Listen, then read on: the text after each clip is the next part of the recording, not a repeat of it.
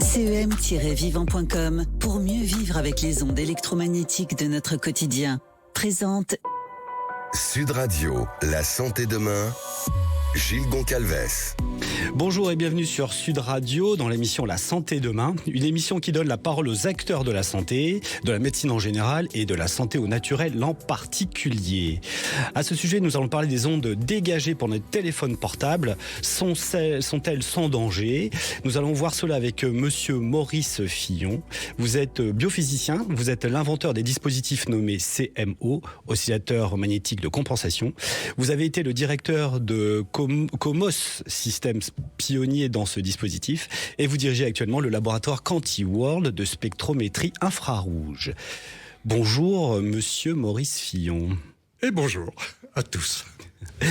Donc il y a beaucoup de débats autour des effets plus ou moins dangereux du rayonnement des téléphones portables sur notre biologie. Pouvez-vous nous éclairer à ce sujet ?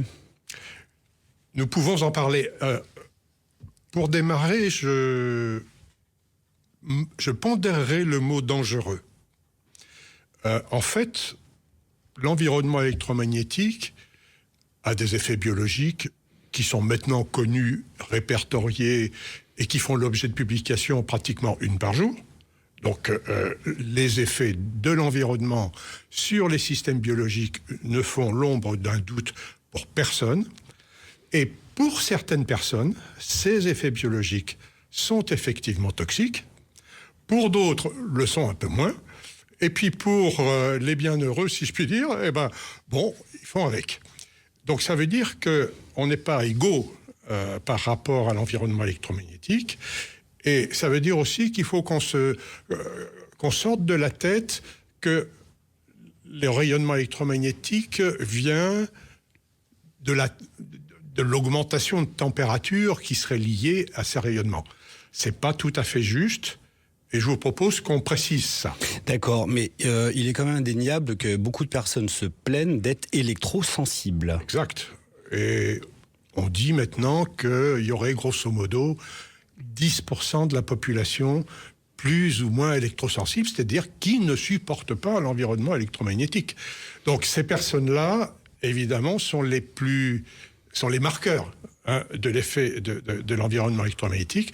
Mais on doit savoir que la normalisation par les institutions traite des fréquences porteuses, qui sont des hautes fréquences, alors qu'aujourd'hui, on sait bien que ce qui est essentiellement bioactif dans la relation avec l'environnement, ce sont les fréquences dites ELF, c'est-à-dire qui sont des fréquences beaucoup moins rapide que celle des porteuses. Et pendant l'espace des 30 années que j'ai consacrées au sujet avec mes amis et mon laboratoire, nous avons pu montrer effectivement que ce sont les ELF qui sont à l'origine des troubles qu'on observe en biologie. Est-ce que ces ELF sont liés à nos téléphones portables ? Entre autres. Parce que c'est ce qui nous intéresse, puisque nous avons cet objet constamment sur nous, qu'il soit à l'intérieur de notre veste, sur la poche extérieure de notre pantalon. Donc nous sommes en contact permanent avec le téléphone portable. Alors le téléphone portable, c'est deux types d'ondes. Les porteuses, qui sont un peu comme le fil qui vous relie à l'antenne, et ce sont des hautes fréquences, pour pas dire des micro-ondes. Entre l'antenne et le téléphone. Entre l'antenne et le téléphone. Et aujourd'hui, avec la 5G, c'est particulièrement comme un faisceau qui relie l'antenne et le téléphone. Donc, on a des connexions extrêmement précises entre chaque téléphone et chaque antenne. Et ça, c'est la porteuse. Bon. Est-ce que cette porteuse, pour commencer, est compliquée pour la biologie humaine ? Alors, la porteuse pourrait devenir toxique si elle dépassait les seuils où ces micro-ondes augmentent la température. Parce qu'on a parlé de Edge il y a quelques années, de 3G, puis de 4G, puis aujourd'hui de 5G.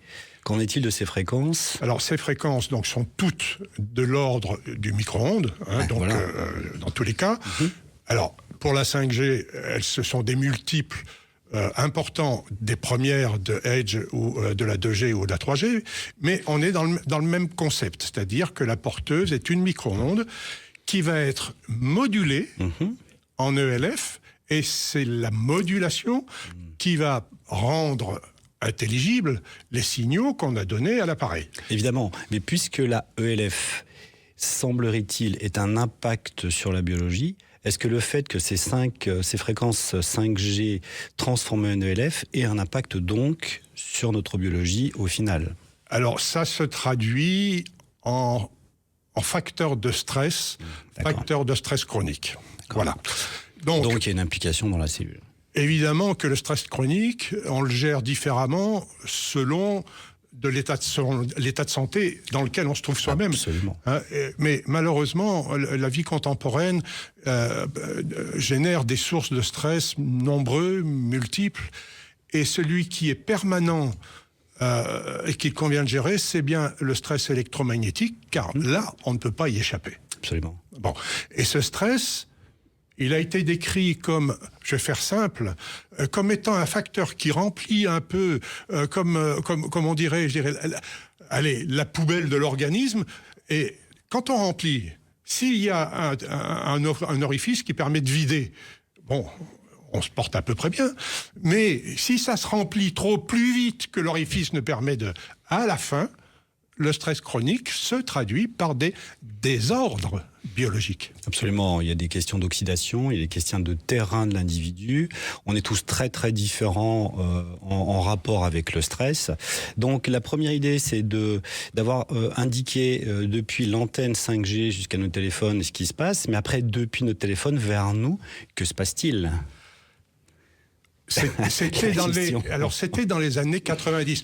Il vous échappe pas que je fais partie des seniors, et donc à cette époque-là, j'étais déjà sur le terrain, si je puis dire. Oui, j'imagine. Bon, et en 90, on mettait déjà l'accent sur le rôle central.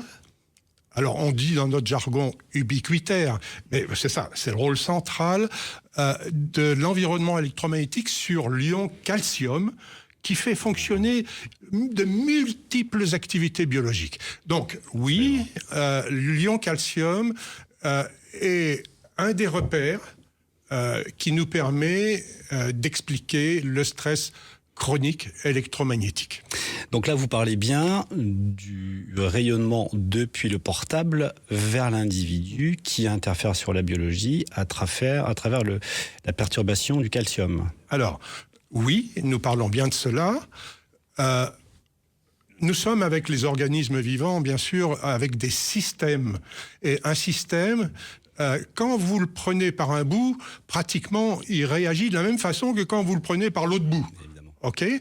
Dans ce système, dépendant du calcium et donc des concentrations intra- et extracellulaires du calcium, dans ce système, après, il y a toutes les conséquences de ce qui est lié au fait qu'on touche au système. Absolument. Alors, ça sera des conséquences hormonales, ça sera des conséquences immunitaires, ça peut être des conséquences neuropsychiques, fatigue, on n'est pas bien, enfin, on peut en reparler, mais tout ça, en fait, c'est interdépendant, puisque quand on touche à une partie du système, on touche à l'ensemble du système. Exactement, merci pour ces explications, on se retrouve tout de suite, mais pour l'heure, nous retrouvons la chronique du docteur Jean-Christophe Charrier, expert en phytothérapie clinique. Bonjour Jean-Christophe.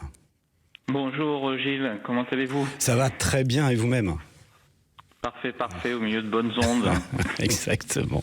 Nous avons la question d'une auditrice, Noémie, 42 ans, qui habite dans les Yvelines et qui souffre de cystite chronique. Quelles seraient les plantes indiquées pour aider au traitement, évidemment en dehors de sa consultation chez un médecin ou un thérapeute compétent ?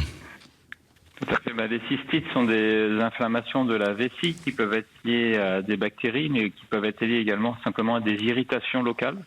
Oui. Et qui témoignent d'un état congestif du petit bassin. Souvent, du fait de cette congestion, il y a une infection qui peut s'installer soit par voie externe et favorisée par les rapports sexuels, par exemple. Alors, si j'ai compris, ça commence d'abord par une congestion et ensuite par une inflammation. Et l'inflammation vient effectivement sur le lit que lui a créé la congestion. Ah, voilà, c'est ça. Ouais. Et cette inflammation peut nourrir l'installation d'un germe ou pas. Il y a des cystites qui sont sans germe et qui sont... Donc il faut toujours faire une analyse des urines pour s'assurer qu'il y ait une bactérie présente ou pas. Évidemment. Voilà. La plus commune, c'est l'Escherichia coli, qui est une bactérie qui représente plus de 60% des bactéries du tube digestif, qui viennent coloniser la vessie, soit par voie externe, parce que c'est comme quelqu'un qui fait de l'escalade avec son piolet. C'est une bactérie qui a une petite glu qui lui permet d'escalader tout le tractus urinaire. Ou alors ça passe par les petits vaisseaux qui irriguent à la fois le côlon et la vessie. C'est parfait. Donc quelles seraient les plantes indiquées pour aider à traiter ? Alors une plante majeure qu'on peut conseiller pour quasiment tout le monde, c'est l'aubier de tilleul. D'accord. Voilà, qui est donc la jeune écorce, c'est le bois tendre qui est juste sous l'écorce, qui est le bois de l'année. Et ce bois-là est très riche en principes actifs qui a une action multiple. La première, dans ce qui nous intéresse sur les cystites chroniques, c'est l'effet qu'on appelait autrefois balsamique, c'est-à-dire adoucissant des muqueuses. Cet effet-là limite l'inflammation de cette muqueuse et limite surtout que l'Escherichia coli puisse coller sa glu dessus et s'installer fixement sur cette muqueuse. Donc par ce simple phénomène, déjà l'aubier de tilleul a un effet très protecteur sur l'arbre urinaire. C'est parfait. Vous auriez une deuxième plante à nous conseiller ? Alors la deuxième plante, ça va être la bruyère par exemple. Donc la bruyère qui est une plante majeure pour toutes les infections chroniques de l'arbre urinaire, que ce soit aussi au niveau des reins qu'au niveau de la vessie. C'est une plante qui va limiter également l'inflammation de toute cette muqueuse, qui va améliorer l'évacuation des urines et limiter la constitution de calculs, parce que parfois ces inflammations chroniques peuvent favoriser une cristallisation de l'urée et donc faire des calculs qui peuvent amener à une pyélonéphrite, qui est une complication de l'infection urinaire. Donc la bruyère nous protège beaucoup de cette problématique-là. Aussi, cher Jean-Christophe, quelle serait la posologie ? Comment est-ce qu'on prend ces plantes ? Alors le mieux pour les problématiques urinaires, c'est de les prendre sous forme d'infusion ou de décoction. L'aubier de tilleul étant du bois, il faut faire une décoction qui est un peu longue. Donc c'est-à-dire que la décoction, on va mettre la plante dans l'eau froide, on va la mettre sur le feu et on va porter ébullition pendant 5 minutes. D'accord. Et puis on va laisser infuser encore 10 minutes. Ça c'est pour l'aubier de tilleul. Pour la bruyère, c'est beaucoup plus simple parce que c'est de la matière sèche assez souple. Donc il suffit simplement de mettre l'équivalent d'une cuillère à soupe pour 1 litre d'eau chaude et on laisse infuser tout cela pendant 12 minutes. On filtre et on boit ça tout au long de la journée. Merci docteur Jean-Christophe Charrier. Évidemment, il y aurait d'autres plantes à commenter. Je sais que certains utilisent la canneberge. On en parlera peut-être une autre fois. Là, ce sont les plantes majeures au point de vue et au regard de la phytothérapie clinique. On se retrouve, cher docteur Jean-Christophe Charrier, dimanche prochain à 15h30 pour d'autres explications. CEM-vivant.com pour mieux vivre avec les ondes électromagnétiques de notre quotidien. Présente Sud Radio, la santé demain, Gilles Goncalves. De retour avec Maurice Fillon-Robin dans une passionnante conversation concernant les ondes de nos téléphones portables par exemple. J'aimerais aborder ce qu'il en est au sujet de la Wi-Fi. On a tous une box chez nous. Si vous habitez en appartement, vous êtes bombardé par les box des voisins également. Donc nous sommes en train de baigner en permanence dans ce champ Wi-Fi.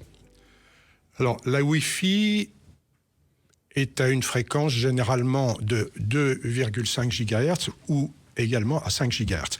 C'est-à-dire que la porteuse est du même ordre que les porteuses des téléphones portables. Alors cette Wi-Fi, d'abord, premier conseil, si possible la nuit, au moins l'éteindre. C'est ça. Voilà. Deuxième conseil avec la Wi-Fi, c'est utiliser cette technologie sur laquelle je suis jugé parti, évidemment, mais c'est une technologie sur laquelle nous avons travaillé, qui est la possibilité de dire à l'organisme n'écoute pas ces fréquences-là, elles ne te concernent pas. Nous avons cette chance d'avoir découvert une technologie qui, par ses effets vibratoires, vient compenser la relation de l'environnement et des organismes biologiques, en faisant comme si, pour l'organisme, finalement, l'organisme était délivré de cette pollution électromagnétique. c'est fabuleux, c'est extraordinaire. Et c'était le travail des grands scientifiques en 90 qui travaillaient sur l'eau, qui nous ont inspirés. D'accord. Et je pense en particulier au professeur Benveniste, bien connu. Oui, absolument. Donc, du coup, vous décrivez la possibilité de contrer ces champs Wi-Fi comme s'il y avait la possibilité de mettre un bouclier entre nous et ces champs. Oui. L'idée d'avoir un bouclier me gêne un peu. En fait, le bouclier, ça veut dire qu'on arrêterait les ondes et que donc l'organisme s'en porterait mieux.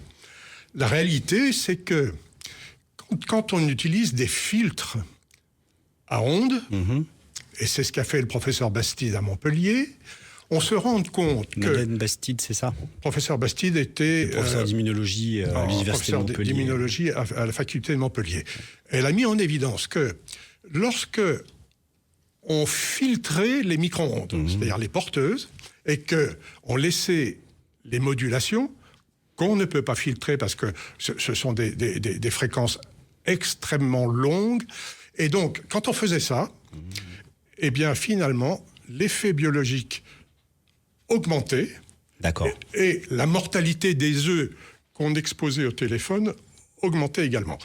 Donc, ça veut dire on ne doit pas rester centré sur la porteuse du Wi-Fi ou du téléphone, mais bien prendre en compte le fait que la modulation, que ça soit du Wi-Fi ou que ça soit du téléphone, elle est celle qui est bioactive.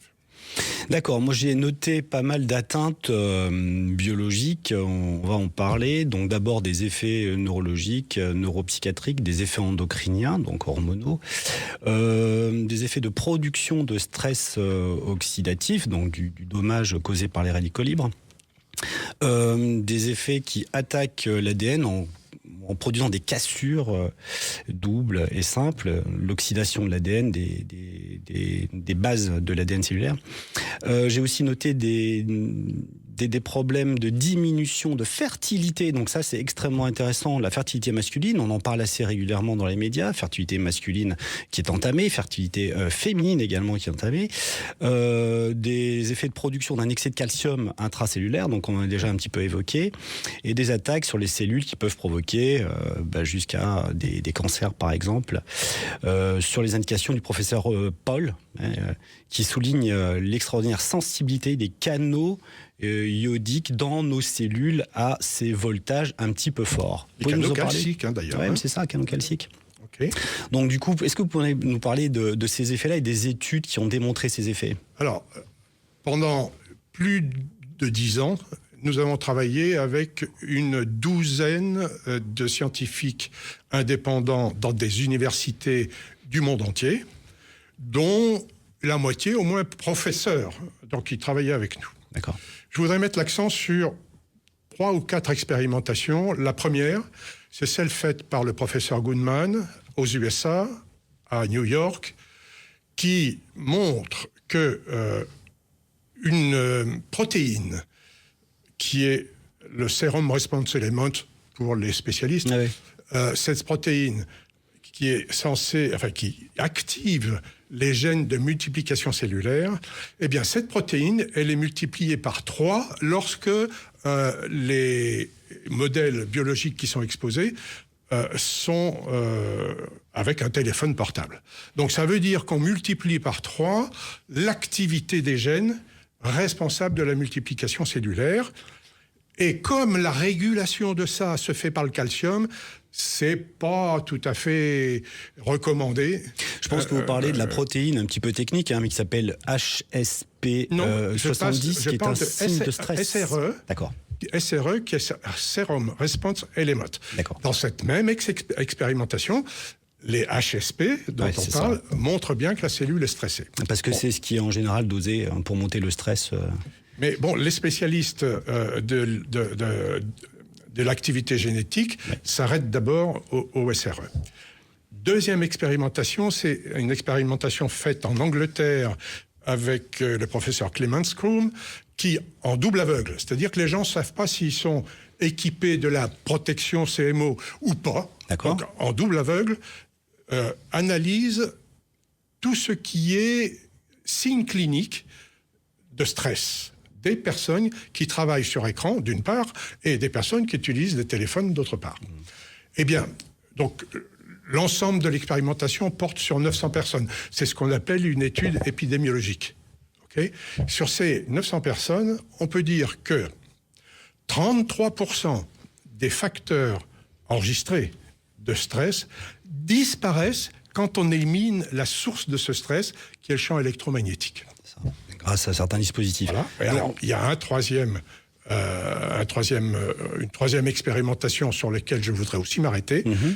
C'est celle qui regarde ce qui se passe au niveau, alors, là c'est chez les souris, au niveau de l'hippocampe, qui est la glande qui gère la mémoire à court terme.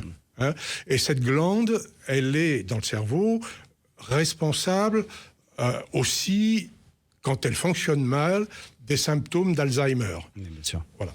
On peut vous dire, après expérimentation exploratoire sur le sujet, que le renouvellement des cellules de l'hippocampe est réduit de 25% par rapport au contrôle, par rapport aux gens qui ne sont pas soumis à ces champs.